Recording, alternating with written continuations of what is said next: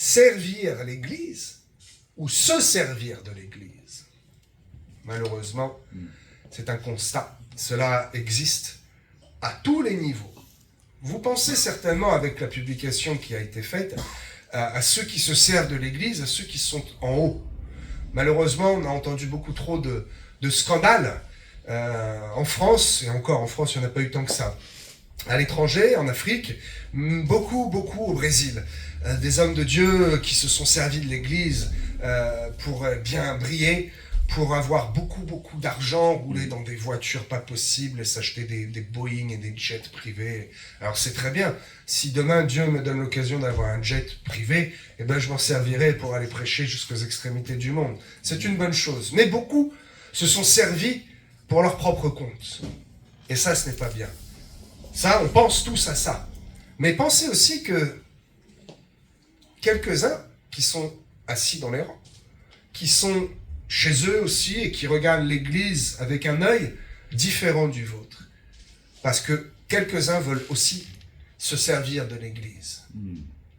Alors je vais orienter mon message pour essayer de ne pas choquer une majorité. Mais parfois, il faut être un peu choqué, un peu remué, un peu secoué pour prendre conscience et se dire « Oh, dans quelle mentalité j'étais et dans quelle torpeur spirituelle je me situais ?» Et c'est évident. Ma pensée n'est pas bonne. Il faut changer cela. Il faut être capable d'avoir la pensée de l'esprit. La pensée du royaume et non pas la pensée du monde. Ce que le monde pense, vous pensez que c'est bien. Il y a des choses du monde où c'est bien. Mais des choses où on se dit, tiens, c'est bien de faire ça. Mais allons beaucoup plus loin. Allons dans la pensée du royaume et voyons que certains principes du monde ne sont pas bons. Aller aider son prochain est une bonne chose. Aller assister son prochain, eh ben, n'est pas une bonne chose. L'assistanat n'est absolument pas biblique et l'assistanat n'est pas dans la parole de Dieu. Je vais vous le démontrer. Nous avons quelques-uns cette mentalité de dire « Oh oui, mais Dieu est bon, il faut aider les uns les autres. » Il y a une différence entre aider et assister. Une différence entre tendre la main et venir carrément porter la personne. Je prends encore toujours ce même exemple qui pourrait faire l'objet d'une vingtaine, d'une centaine de prédications. Prends ton lit, lève-toi et marche. Est-ce que Jésus s'est baissé, a pris cet homme en lui disant « Maintenant, tu es guéri, je te lève ». Jésus lui a dit « Hey, mon ami, prends d'abord ton lit, tu vois, fais quelque chose. Et puis, ça ne suffit pas encore, il faut que tu te lèves maintenant. Il faut que tu participes à ta guérison. Et tu crois que c'est fini? Tu es guéri, mais il y a un chemin. Maintenant, tu vas et tu marches. Vois-tu la différence?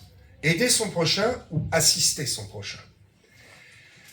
Alors, nous avons besoin de connaître, comme je le dis souvent, la vérité du principe spirituel, du fonctionnement du royaume.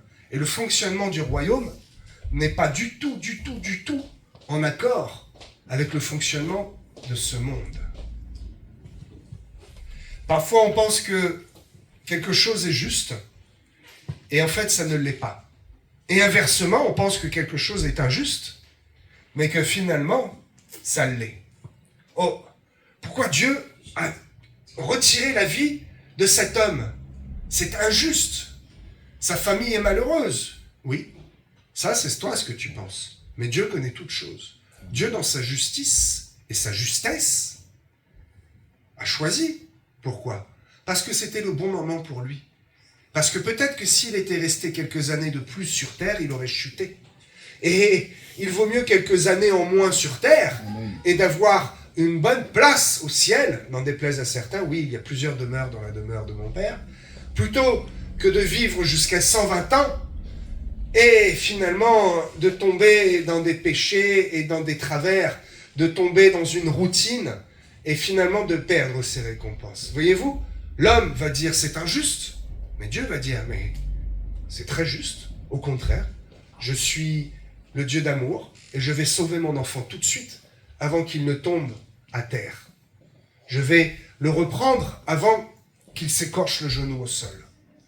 Il y a des choses que l'on pense justes et d'autres injustes, et cela marche dans les deux sens. Certains, vous savez, ont une vision tellement minimaliste, quel mot, tellement étrange. Voilà. Certains ont une vision tellement étrange de l'Église. Ils pensent que, en fait, l'Église est là pour les servir. Que la communauté est là pour les servir. Ils pensent que l'Église doit absolument les aider. Et que même, je l'ai déjà entendu, c'est de la faute de l'Église. C'est de la faute des chrétiens, des frères et sœurs qui ne sont pas assez gentils avec lui. Oh, ils ne viennent pas le chercher le dimanche matin, alors bon, je ne peux pas venir à pied, c'est trop loin. Oh, ils ne me font pas l'aumône. Oh, c'est de la faute du pasteur, il n'a pas assez prié pour moi. Il ne veut pas venir me visiter tous les jours, prendre un petit café. Ça, je l'ai entendu, vous savez. C'est de la faute de l'Église, c'est de la faute du pasteur qui ne les a pas assez aidés. Ils attendent quelque chose que l'Église ne leur donnera pas.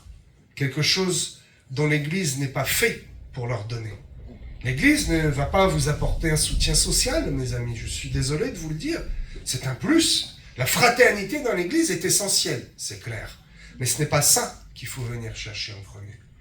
Ce n'est pas de l'aide qu'il faut venir chercher dans l'Église. L'aide, où est-ce qu'on va la chercher? On va la chercher auprès de Dieu, directement. C'est auprès de lui qu'il faut chercher du secours, mes amis. L'Église, bâtiment, ne remplacera pas votre communion avec le Seigneur. Et malheureusement, beaucoup n'attendent plus que ça de l'Église. Dans certaines églises, je ne veux pas encore, on va me dire, oh, tu dénonces, tu condamnes. Je ne condamne pas, je dénonce, c'est vrai. Certains chrétiens vont le dimanche uniquement pour faire de belles vocalises, parce qu'il y a des super instruments, alors on chante, on fait teinter un peu la voix, on sort le beau costume du dimanche, on fait briller les beaux souliers, on se donne une belle image. Oh, bonjour mon frère, ma sœur, oui, alléluia. Et puis, à 11h30, quand le message n'est pas encore fini, on regarde sa montre, on se dit, bon, ça y est, j'ai fait mon devoir. Hein. J'ai soulagé bien ma conscience, maintenant il est temps d'aller manger le poulet frites avec mamie. Hein. Et malheureusement, c'est ça. Ils n'attendent que ça de l'Église. Ils viennent pour prendre un peu de bonne conscience. Mais ce n'est pas ça, du tout. On ne vient pas à l'Église pour prendre. On vient à l'Église pour donner. Amen. Donner de notre cœur, donner de notre présence, donner de notre adoration à Christ. C'est auprès de Dieu qu'il faut chercher du secours. Ce n'est pas auprès des hommes. Parce que l'Église, c'est le rassemblement des hommes. Et oui, le Saint-Esprit vient nous visiter. Le Saint-Esprit est présent ici. Mais ce n'est pas les hommes qui viendront aider un autre homme. L'homme est un outil que Dieu choisit, certes. Alors, vous savez, nous qui sommes présents ici et vous qui nous regardez à distance, je le dis, je l'espère, nous ne sommes pas des chrétiens qui sommes faibles, n'est-ce pas? Nous ne sommes pas des chrétiens qui sommes assistés, toujours à attendre quelque chose de l'autre, toujours à réclamer, à tirer la manche du voisin. Nous ne sommes plus nourris au lait, mes amis. Nous ne sommes pas toujours en attente d'être aidés, parce que nous sommes mûrs. Nous sommes adultes spirituellement et nous tendons à rejoindre la stature de Christ. Vous connaissez Ephésiens 4, 11. Les uns ont été donnés pour. On oublie tout le temps la suite. L'apôtre avait prêché il y a quelque temps dessus. Dans un seul but, les hommes de Dieu ont été donnés au peuple. Dans un seul but. Les amener à la stature de Christ. Les amener plus loin. Il est écrit jusqu'à ce que nous ne devons pas rester assistés et enfants spirituels. Nous avons tous quelque chose à donner à l'Église, à faire dans l'Église pour faire contribuer le corps de Christ. Même si tu te dis, je ne suis que le petit doigt, mais oui, mais le petit doigt doit aussi faire quelque chose. Il est même essentiel pour attraper cet objet d'adoration et de louange. Il est essentiel pour attraper un stylo ou pour désigner quelqu'un. Il est aussi utile que la tête, je vous le dis. Même le petit doigt doit servir et doit avoir pour objectif d'être plus fort.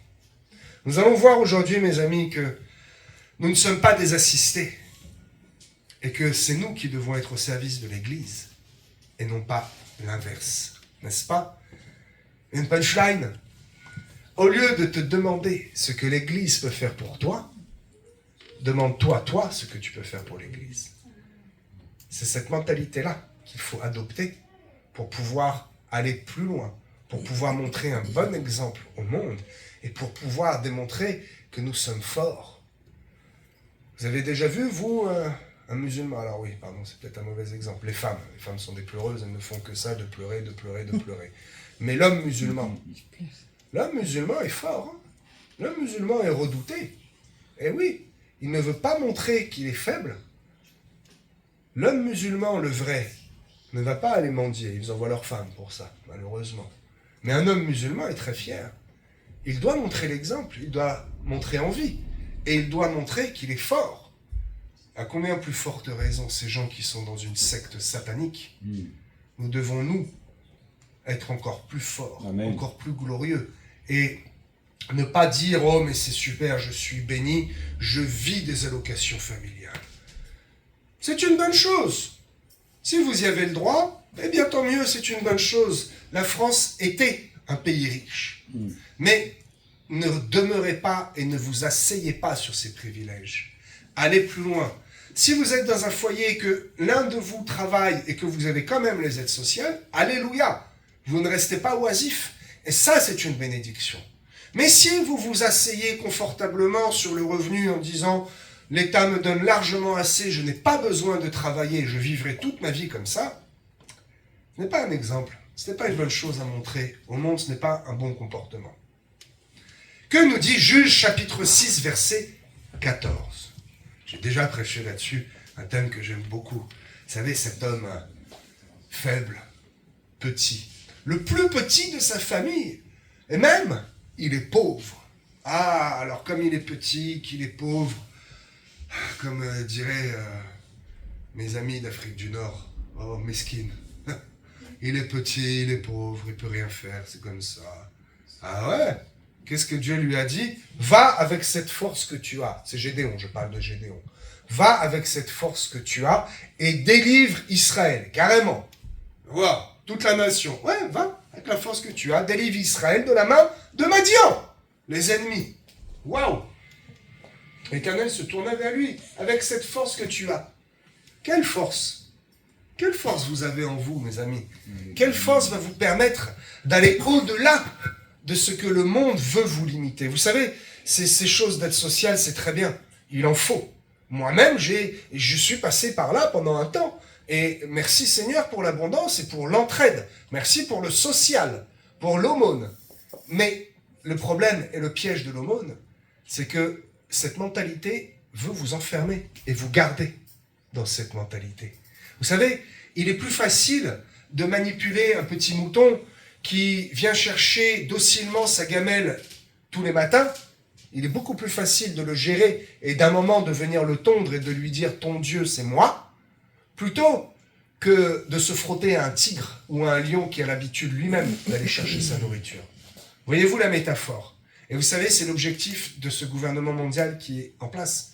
C'est d'affaiblir les populations, de les rendre ignares, bêtes. Regardez les générations d'aujourd'hui, les gamins de 15 à 18 ans qui vont manifester avec ce drapeau-là, vert et blanc.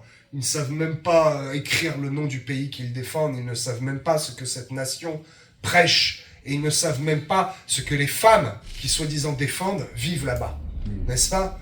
Et il est plus facile à gouverner un peuple idiot qu'un peuple autonome. Et donc le monde tend à créer une génération ignare, une génération inculte, une génération bien docile qui a l'habitude d'être nourrie par la bouche, par la main de l'État. Je ne veux pas que ce soit l'État qui me nourrisse. Pourquoi?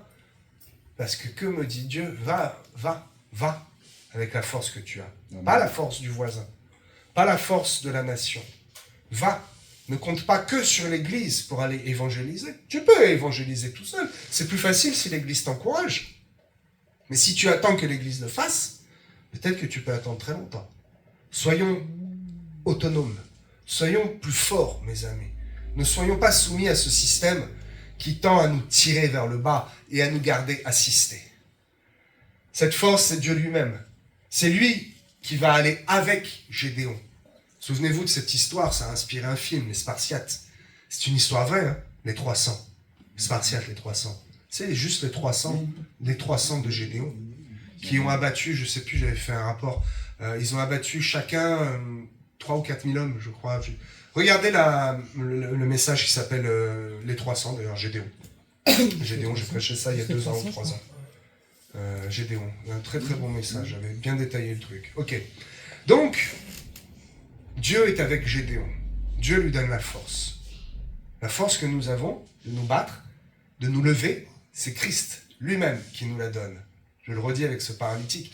Lève-toi, prends ton lit, prends tes responsabilités et va. Ne t'inquiète pas, je serai avec toi.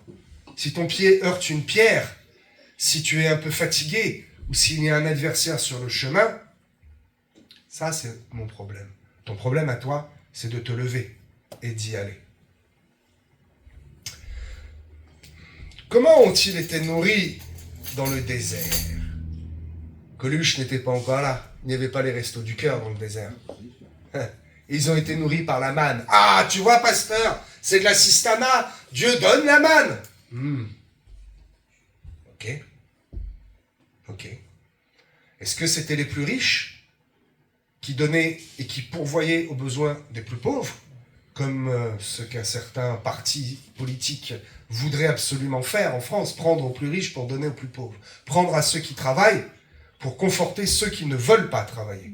Il y en a qui ne peuvent pas, c'est une chose, et pour ceux qui ne peuvent pas, merci Seigneur pour les richesses. Celui qui ne peut pas travailler, eh bien le riche peut prendre soin de lui, et ça c'est une bonne chose. Mais nous sommes arrivés dans trop d'assistanat. Donc, comment ça se passait avec la manne?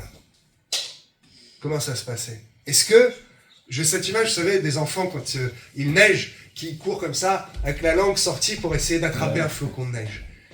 Est-ce que le peuple était nourri par la manne comme cela? Vous savez que pendant un moment, je l'ai cru, quand j'étais enfant. Je n'avais jamais entendu prêcher ça, et moi je croyais que la manne, c'était ça, et que même, allez, au mieux, hop, ça tombait, il prenait, puis il mangeait comme ça. Mais non, mon ami, non. Dieu ne veut pas un peuple d'assister. Ça aurait pu se passer comme ça. Donc, Dieu donne, parce qu'il ne pouvait pas être nourri autrement. Mais Dieu donne comment? En distribuant comme ça dans la bouche de ces petits enfants avec le bec ouvert? Non, il fallait qu'ils aillent chercher la manne, ou hors du camp. Ah, déjà, il fallait qu'ils marchent. Et en fait, quand on regarde bien, c'était la journée entière qu'ils passaient à faire ça. Regardez, dans Genèse, vous allez voir. Ils sortaient du camp, ils marchaient, c'était à une journée de marche. Et il fallait qu'ils se baissent pour le ramasser. Ah, déjà, ça tombait pas tout cuit dans le bec. Tout cuit, tiens, venons-en. Il fallait encore qu'ils le ramènent et qu'ils le fassent cuire. Eh oui, la manne tombait du ciel, bien sûr, mais il fallait une préparation, il fallait faire quelque chose pour rendre cette bénédiction efficace. Ecclésiaste, un de mes versets préférés. Le verset qui m'a inspiré, en fait, vous le savez, peut-être parenthèse, le verset qui m'a inspiré à retrousser les manches, à aller au marchand de matériaux, d'abord à passer un petit coup de fil à Martial, lui dire, ok, le terrain, tu prêtes ta remorque, et puis à venir, à faire le pas de foi, à aller, à charger la remorque avec 1 tonne d'agglo, plus 1 tonne dans le camion, le camion il n'en pouvait plus, et à dire, ok, je retrousse mes manches, et je viens et je fais, parce que Dieu ne va pas envoyer un bâtiment comme ça tomber du ciel. Dieu va envoyer les finances, Dieu va envoyer les savoir-faire, Dieu va envoyer la force, il en a fallu de la force. Ecclésiaste, chapitre 9, ce verset qui m'a inspiré. Je me suis levé un matin avec ce truc qui tapait dans ma tête, la force que tu as fait avec tes mains. Tout ce que ta main trouve à faire avec ta force, fais-le, car il n'y a ni œuvre, ni pensée, ni science dans le royaume des morts, dans le séjour des morts où tu vas. Après, il n'y a plus rien. On n'aura plus l'occasion d'utiliser notre force, notre foi. Une fois que nous serons au ciel, cela ne sera plus utile. C'est ici sur terre que ça nous est utile. Tout ce que ta main trouve à faire avec ta force. Nous avons donc une certaine force. Même, je regarde nos cheveux blancs, ceux qui sont les plus âgés ici. Vous avez peut-être plus de force que les jeunes, je vous le dis. Parce que ce n'est pas une force physique que Dieu attend. C'est une force de l'esprit, une force dans la prière, une force dans le comportement. La force que vous avez ce matin de vous lever, de vous être préparés. Vous êtes tous faits beaux et belles, mesdames surtout. Pourquoi? Pour réjouir le cœur du pasteur, pour réjouir le cœur de Dieu. Ça, c'est une force Dieu vous a donné cette force-là, mesdames, de pouvoir vous mettre en beauté, non pas pour un homme, mais pour Dieu le Père. Lisons un passage de la parole, mes amis, un passage que malheureusement beaucoup trop ont ignoré, beaucoup trop ont mis de côté, qu'ils ne veulent pas lire, parce que cela va à l'encontre de leur mode de pensée. Vous savez, la bien-pensance et la bien-séance charnelle. La bien-pensance charnelle, la bien-pensance du monde, qui dit « Oh, mais oui, mais il faut bien l'aider, puis quand moi je serai dans le besoin, on m'aidera aussi, c'est normal. Et puis finalement, il n'y a pas de mal à ne pas travailler, on n'a pas tous les mêmes objectifs dans la vie. C'est bien, Dieu le bénit, regarde, il est nourri alors qu'il ne travaille pas. » Mais vous savez que, peut-être certains rigolent, mais vous savez que c'est quelque chose qui est même prêché. Les pasteurs ont oublié de lire là, ce passage de 2 Thessaloniciens, chapitre 3, 6 à 12. Je vais lire, vous pouvez suivre derrière. Merci Colline et Michel, voilà, de faire au fur et à mesure. C'est un passage qui peut être même dur. Il peut être compris durement, et il faut qu'il soit compris durement parce que c'est une réalité. C'est réellement un enseignement, ok ?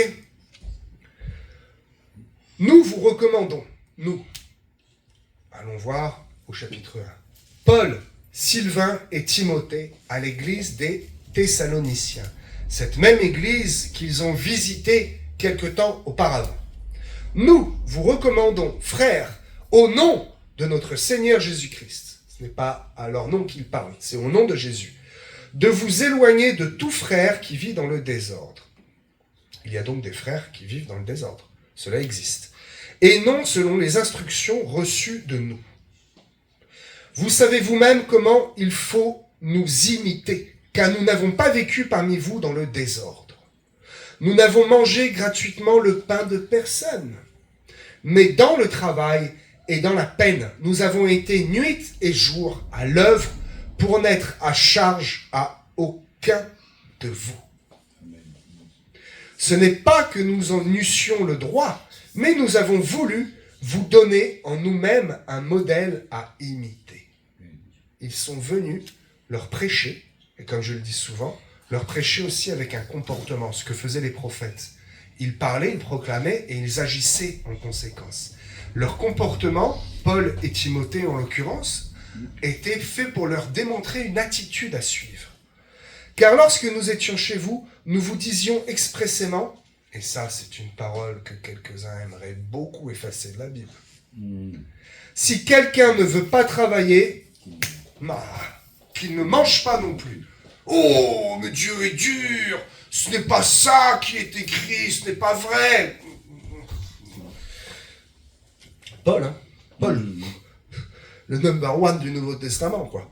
Si quelqu'un ne veut pas travailler, qu'il ne mange pas non plus. Nous apprenons cependant qu'il y a parmi vous quelques-uns qui vivent dans le désordre. Quelques-uns qui comptent sur la communauté après le culte. Parenthèse, je l'ai vu et je l'ai vécu à Fréjus. Après le culte, ils dorment, ils ne notent pas, ils viennent, ils ne chantent même pas, juste pour, après le culte, se servir de l'église. Donc ils sortaient, là, à gauche, au fond de la cour, la petite cabane en bois que le maçon, moi-même et d'autres, pourtant on travaillait, eux n'étaient pas là ce jour-là, avons fait, on a fait la dalle, une grosse dalle, le maçon c'était un vrai maçon, la cabane et tout, et ces gens-là, on ne les a jamais vus, on ne les voyait uniquement qu'après le culte, pour venir, même des femmes voilées qui attendaient devant, c'est une honte, qui attendaient devant l'église que le culte finisse, voilées, allez-y mes sœurs, quel démon que tu es là. Venez, et elles vont au fond, et pour prendre la nourriture de ceux qui travaillent. Je l'ai vu de mes yeux, mes amis. Ce type de choses ne fonctionne pas. Ça n'attire aucune bénédiction. Au contraire, cela va attirer les corbeaux et les rapaces.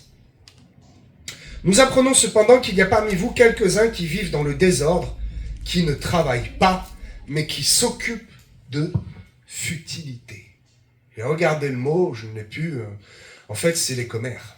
C'est ceux qui sont là, et ils s'occupent, ils font rien, ils font du brassage d'air, ils écoutent un peu les cancans, les bruits de couloir, et ils sont juste à l'affût de la moindre boîte de conserve qui pourra sortir de cette cabane, du petit bon d'achat pour aller à Carouf faire quelques courses, ou du chrétien qui va dire « Oh, j'ai pitié de toi, tu prends le bus pour venir, c'est trop dur, je vais venir te chercher, alléluia, si quelqu'un vient vous chercher, tant mieux. » Mais je sais que ici, quelques femmes, le jour où elles n'ont pas pu venir en voiture, elles ont pris le bus. Bravo, mesdames. Nous invitons ces gens-là et nous les exhortons par le Seigneur Jésus-Christ à manger leur propre pain en travaillant paisiblement. En travaillant paisiblement, le terme, je ne l'ai pas noté, je ne l'ai plus non plus, mais j'ai regardé le mot, je ne vais pas vous le dire, je ne veux pas me tromper. Le mot veut dire travailler tranquillement, sans être en précipitation, sans être dans le sur-travail, dans les 60 heures la semaine. Paisiblement, c'est travailler depuis chez soi, en fait. Voyez-vous? Donc, quelqu'un qui n'est pas salarié, qui ne gagne pas son argent par un patron, mais qui est chez lui, peut aussi travailler paisiblement. Il travaille à l'œuvre de l'Église. Il travaille en disant, je vais soutenir, appeler des chrétiens, je vais les aider, leur donner de bons conseils. Je vais travailler aussi pour faire mon jardin, mon potager, ou je suis en appartement, j'ai pas de jardin, je vais travailler à apporter la parole à mes voisins, à être un bon exemple. Je vais laver bien devant chez moi, et puis la petite vieille qui est en face, pardonnez-moi, c'est pas péjoratif, mais la personne âgée qui est en face et qui a du mal, je vais aller moi lui balayer un peu devant chez elle et l'amener au parc et lui apporter l'évangile. Ça, c'est aussi travailler, voyez-vous. Travailler paisiblement. Nous invitons ces personnes-là à travailler de leurs propres mains, à travailler paisiblement. Ça peut paraître dur comme parole, mes amis, mais Dieu ne veut pas d'enfant qui est assisté. Dieu ne veut pas d'enfant qui est appelé profiteur. Il désire plutôt que nous travaillions paisiblement. Si vous n'êtes plus en âge de travailler, alléluia. Vous avez travaillé toute votre vie, et si vous avez une retraite, alléluia. C'est le gain que vous avez gagné toute votre vie, et cela est tout à fait normal. Si vous êtes au chômage pendant une période, c'est la même chose. Vous avez cotisé pour le chômage. Quelle escroquerie derrière le chômage. Vous avez cotisé pour le chômage, c'est un droit. Mais il ne faut pas s'arrêter là. Il faut aller plus loin. Il faut essayer de ne pas être à tout prix, ne jamais être oisif. Nous ne sommes pas des assistés, n'est-ce pas? Alors, j'entends déjà quelques-uns qui me disent « Oui, pasteur, dans Acte 2, pourtant, il mettait tout en commun. » Ah oui, il mettait tout en commun. Mais qu'est-ce que c'est que Acte 2? C'est la première église, c'est le premier réveil et les premiers temps de persécution. Acte 2, lorsqu'il est écrit qu'il met Acte 2, 40 ou 46, il mettait tout en commun, ce fameux verset. Alors, il mettait tout en commun. Donc oui, le riche doit travailler pour le pauvre, et le pauvre, s'il est pauvre, le pauvre. Ah non, s'il est pauvre, eh bien, il faut qu'il se mette un peu sur ses genoux, qu'il prie, qu'il se retrousse les manches, et qu'il dise, cette situation ne restera pas. C'est un passage. Et il n'y a aucun problème à passer par là. Le problème, c'est d'y rester. Et il n'y a aucun problème à être attaqué ou à passer par la maladie. Le problème, c'est d'y rester. Voyez-vous? Et Dieu ne veut pas que nous soyons dans des situations figées, fixes, et que nous restions dans l'échec, réellement. Donc, lorsqu'il mettait tout en commun, eh bien, mes amis, pourquoi il mettait tout en commun? Parce que c'était un temps de réveil. C'était un temps de persécution. Amen. Et donc, vous croyez que le riche, il allait le matin à son entreprise pêcher les poissons comme d'hab? Pourquoi? Pourquoi je dis ça? Pourquoi j'affirme ça? Parce qu'il est écrit qu'ils étaient tous les jours, tous ensemble, assidus au temple, et ils partageaient le pain dans les maisons. Donc vous croyez que le gars avait le temps d'aller au temple, puis d'aller au travail, puis de partager le pain dans la maison? C'est un temps où ils vivaient ensemble pour être à l'abri. Amen. Et nous ne sommes pas encore dans ce temps. Et quand ce temps arrivera, eh bien, alléluia. Merci Seigneur pour ceux qui ont eu le temps d'amasser des richesses, et ceux qui n'ont pas eu le temps ne seront pas dans l'assistanat. Ils profiteront? Non, ce ne sera pas du profit. Ils seront en même temps avec tout le monde, et ce n'est pas l'assistanat, c'est juste de dire, eh bien, le Seigneur a pourvu à donner plus aux uns pour que ceux qui ont eu moins profitent aussi et puissent manger aussi du bon pain. Parce que pendant ces temps-là, mes amis, aucun n'était encouragé à être dans l'oisiveté. Aucun ne faisait rien. Ils contribuaient tous, plus ou moins, à faire quelque chose. Tous les jours, ils étaient assidus au temple. Tous les jours, ils faisaient quelque chose qui contribuait au bien de l'Église. Celui qui est arrivé et qui n'avait qu'une guenille sur lui, une main devant, une main derrière, parce qu'il n'a pas eu le temps, il n'a pas pu, il s'est sauvé. Et celui qui est arrivé avec une charrette entière pleine de blé, est-ce qu'il lui faisait l'aumône ou la manche, ou est-ce que c'était de l'assistanat? Non. Alléluia, c'est une bénédiction. Et celui qui a déchargé sa brouette, sa chariote pleine de blé, était aidé par celui qui est arrivé avec les mains vides et qui n'avait pas d'autre choix. Celui-là n'est pas resté à regarder le riche remplir sa gamelle. Celui-là a été, et il l'a aidé à décharger. Ils étaient tous ensemble, et quand il est écrit, ils mettaient tout en commun. On a trop souvent pensé au dollar. Ils mettaient tout en commun, leur richesse. Ah ouais? Ils mettaient tout en commun. Leur talent également. Et oui, parce que celui qui est arrivé une main devant, une main derrière, c'était un menuisier. Il n'a pas eu le temps d'emporter quoi que ce soit. Il est arrivé juste avec son couteau de menuisier et son marteau. Et grâce à ça, eh bien, il a été chez celui qui est arrivé, n'est-ce pas, avec cette charrette pleine de blé, et il lui a dit, mon ami, je n'ai rien à t'offrir que mon service. Tu me donnes le blé, je vais te donner mon service et je vais bien réparer ta charrette. Oh, nous sommes accueillis dans cette grande maison de cette personne qui a réussi toute sa vie et il y a des chambres vides. Oh, alors je vais avoir une chambre, mais je ne vais pas profiter de cette chambre. Je vais entretenir aussi toute la maison et je vais aider cette personne. Lui me sert avec sa maison, moi je vais le servir avec mon savoir-faire. C'est ça. Ils mettaient tout en commun, voyez-vous. Ce n'est pas juste le riche qui nourrissait le pauvre. Non, ça allait bien, bien, bien au-delà. Vous savez, j'ai tellement entendu de personnes, et je pense à chaque fois à ce jeune dont j'ai oublié le nom, je vous ai déjà donné l'exemple, ce gars de 20 ans qui vient à Rouen, donc on lui trouve un appart, je lui trouve un appart, sa maman aussi, et il reste avec sa maman, et je lui dis, mon ami, il faut que tu travailles un moment, tu sais, ta mère a fait sa vie, tu peux pas profiter de ses aides et t'asseoir et oui, mais j'ai le RSA, oui, mais il faut que tu travailles. Oh, pasteur, il m'appelait même pas pasteur. Je reste tranquille, tu sais, c'est Dieu qui pourvoit. Il croyait que le patron de Carouf allait venir taper à la porte. Bonjour monsieur, donc Dieu m'a envoyé, c'est vous qui cherchez du travail, j'ai un poste de cadre pour vous. Cela ne se passe pas comme ça. Vous savez, Dieu donne, Dieu fournit et Dieu pourvoit. Mais pas comme tu le penses. Dieu va te donner l'outil. Et c'est à toi d'aller dans le champ et de travailler. C'est à toi de l'utiliser, n'est-ce pas? Allez, vous allez répondre avec moi à 3 petites questions simples. Qui a construit l'arche? Oui. Est-ce que... c'est pas Dieu? C'est Noé. Attends, t'as vu le boulot? T'as vu le travail? Dieu a pourvu comment? Dieu a pourvu en lui donnant le savoir-faire. Dieu a pourvu en lui fournissant le bois, les arbres. Et Dieu a pourvu en lui donnant la force. Et il en fallait de la force. Très bien. Qui a combattu les Ammonites, je crois? Les Amalécites. Non, c'était les Ammonites. En gardant les mains levées comme cela. Moïse. Dieu ne pouvait pas avoir la victoire simplement comme ça? Non? Les Amalécites. Merci Jean-François. Il a fallu que Moïse fasse sa part de travail. Il y avait les gars qui étaient en bas dans la vallée et qui piquaient, qui bataillaient aussi. Moïse aurait pu dire, je suis le grand chef, ça va, je reste assis, alléluia, la victoire. Non, il avait sa part. Et sa part n'était pas que dans la prière, sa part était qu'il a fallu, et ça a été dur, très dur, à tel point que, allez, 2 noms.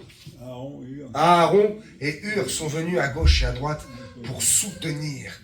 Voyez-vous, on a ici, d'ailleurs, une bonne image de comment soutenir le pasteur, de comment soutenir celui qui a une responsabilité.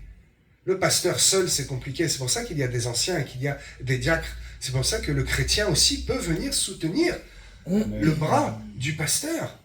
Aaron et Hur, encore une fois, auraient pu être assistés et dire « Cela travaille en bas dans la vallée au combat. Le chef, là, celui qui a la responsabilité, c'est sa responsabilité. Il lève les mains, il le fait pour nous. Nous, on a juste qu'à attendre la victoire. » Non, ils sont venus et ils ont participé aussi à cette victoire. N'est-ce pas? Qui a été chercher 5 pierres dans une rivière? Oh, 5 pierres dans une rivière. David. David. Est-ce que Dieu a dit à David, t'as juste qu'à aller, juste tu vas, et je vais prendre Goliath et te le servir direct sur un plateau. Dieu a envoyé l'outil, la fronde et les pierres. Et l'abondance. Une seule pierre a suffi. Parce que David n'est pas resté oisif et assis. Le peuple avait peur. Et le peuple, tout grands soldats qu'ils étaient, ses frères, ils attendaient qu'une seule chose, c'est que quelqu'un d'autre le fasse pour eux. Ah, ils ont été mis, comme diraient les jeunes, ils ont été mis bien à l'amende. Ils ont eu la honte. C'est un enfant de 14 ans qui a été et qui a terrassé le géant. Eux qui étaient des hommes de guerre, eux qui avaient la force pourtant de le faire, ne l'ont pas fait. Ils sont restés dans l'assistanat. Et c'est David qui est venu verser la bénédiction. Qu'est-il écrit dans Apocalypse 1, chapitre 6? C'est écrit au moins 3-4 fois, à plusieurs reprises dans la parole de Dieu, mais j'ai pris Apocalypse parce que c'est ce qu'il y a de plus connu. Je ne sais pas si tu l'as affiché, Colline. Apocalypse 1, verset 6. C'est très connu. Et qui a fait de nous un royaume, Basileia. Je fais une parenthèse et j'ai été inspiré avec ça pour vous dire quelque chose pendant la conférence. Si j'ai 5 minutes la parole, j'ai vraiment trouvé quelque chose d'extrêmement encourageant avec ce verset. Qui a fait de nous un royaume de sacrificateurs. Pour qui? Pour Dieu. Oh. Il a fait un royaume de nous. Ok? Il a fait de nous un royaume de quoi? De sacrificateurs. Les Cohen. Nous sommes des sacrificateurs. Pour qui nous sommes des sacrificateurs? Pour nous? Pour les autres? Pour aider notre prochain? Ou pour Dieu? C'est écrit, hein? C'est pas Jean-Charles qui écrit ça. C'est Jean, dans Apocalypse 1, verset 6. Il a fait de nous un peuple de sacrificateurs pour Dieu, dans le but de servir Dieu. Mes amis, c'est à nous de servir le Seigneur, et non pas l'inverse. Ne restons pas toujours dans l'assistanat spirituel, à dire « Oh Dieu, donne-moi, donne-moi, donne-moi, donnez, donnez, donnez, donnez. » Quand est-ce que tu donnes un peu, toi, un jour, hein?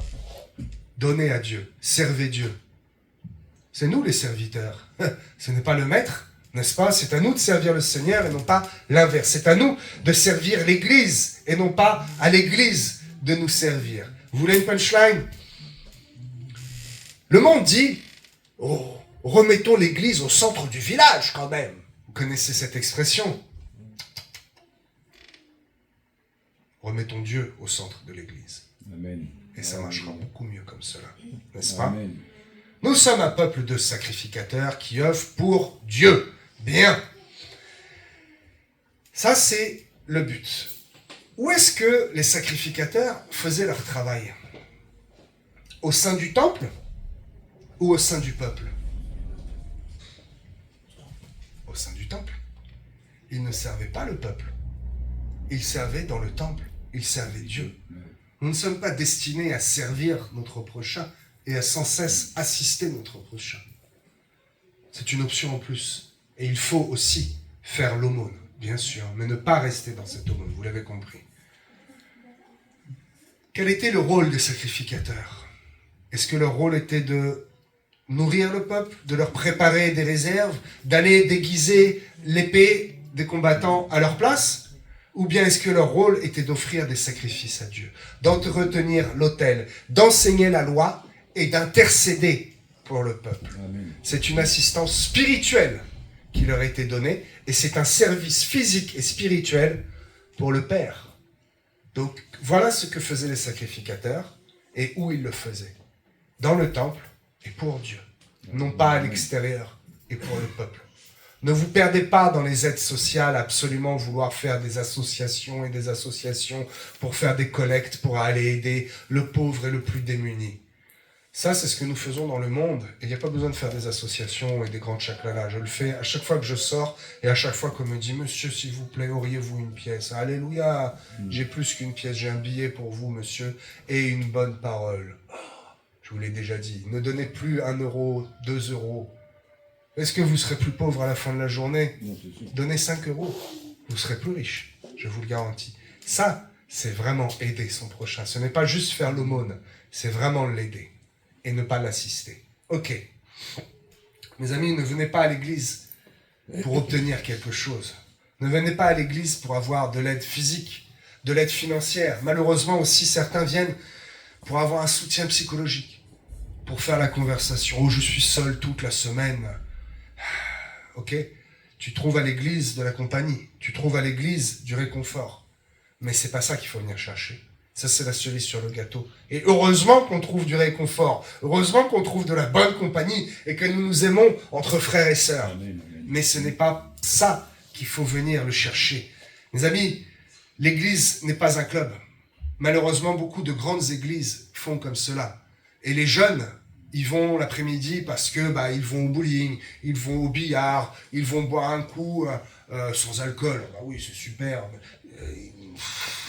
C'est pas ça qu'il faut chercher. Ce n'est pas la communion entre frères qu'il faut chercher. C'est d'abord la communion avec le Seigneur, d'abord la communion avec le Saint-Esprit. N'est-ce pas? Beaucoup de grandes églises, je le disais, prêchent ça.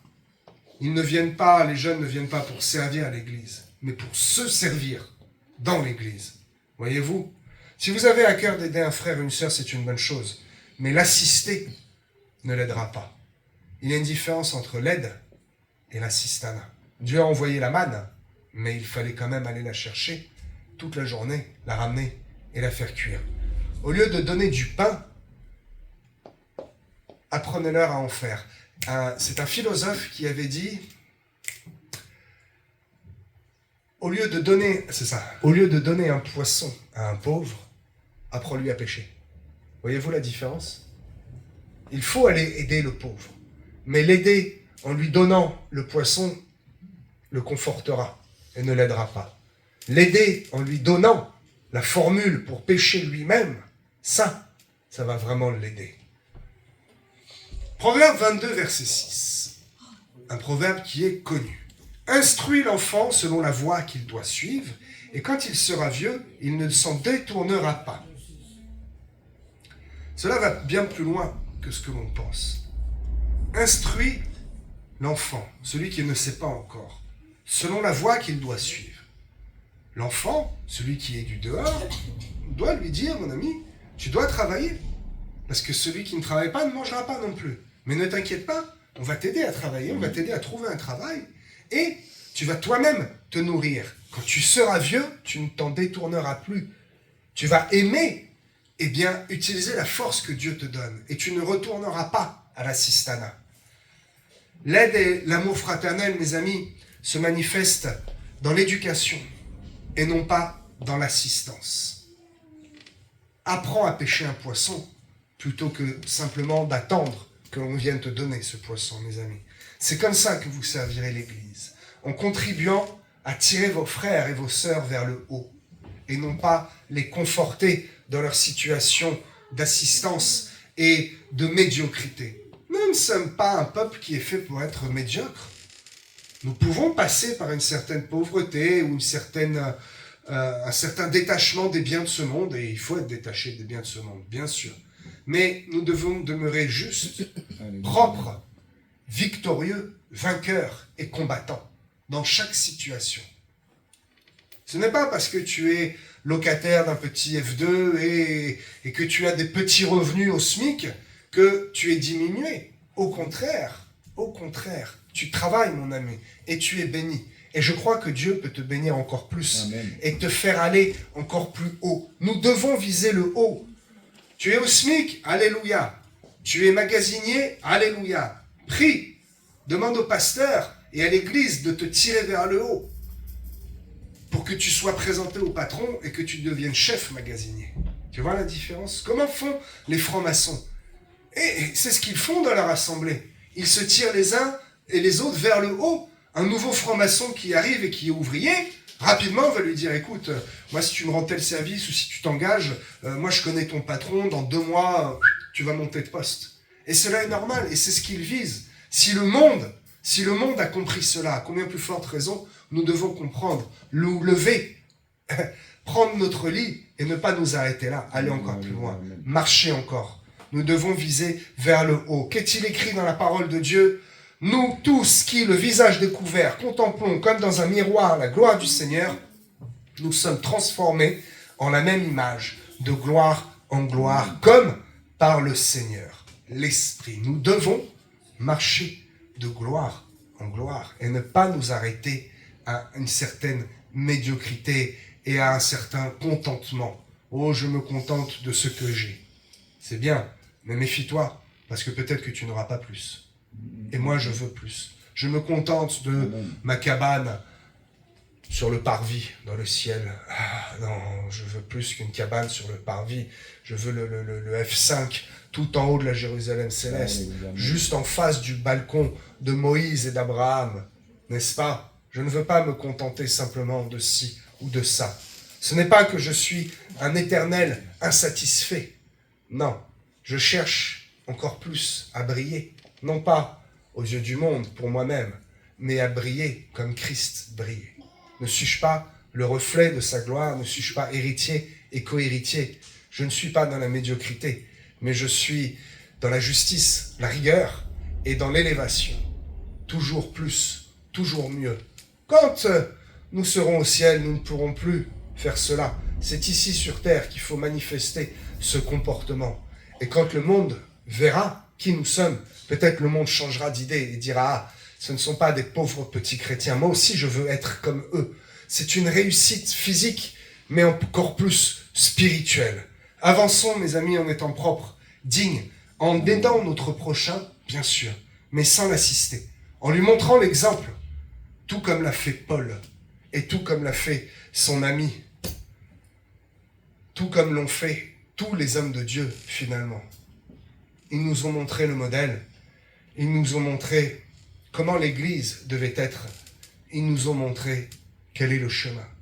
Jésus-Christ lui-même a marché de gloire en gloire. Il était toujours beau, propre, bien vêtu, avec cette seule tunique qui était une tunique d'une grande valeur. Jésus, même lorsqu'il est rentré dans Jérusalem sur simplement un âne, n'était pas dans la médiocrité et n'a pas poussé l'homme à être dans l'assistance perpétuelle.